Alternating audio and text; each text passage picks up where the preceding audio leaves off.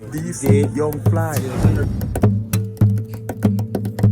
Hello, I'm Robert Downey Jr. Am I a Comedian I appreciate my in the United States of America. Yes. What did you do with Jeff? He's not here today.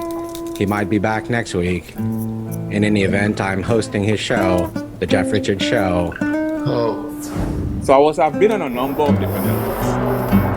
Tell me about the Chappelle show, though. Did you get to meet him? Yes, I saw Chappelle back in those days in New York.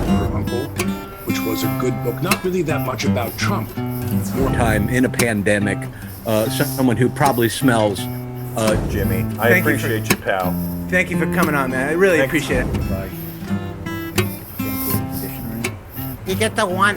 Well, we kept our distance. I mean, we had, I'm rest his soul. He was a good guy. Who did I beat? I'll be honest with you. Movie. I mean, that's unbelievable. I know, it's huge. It's a black and white from 1960. Criminal Minds as a cannibal serial killer. Okay. I'd rather you do. You know, Jeff was so excited.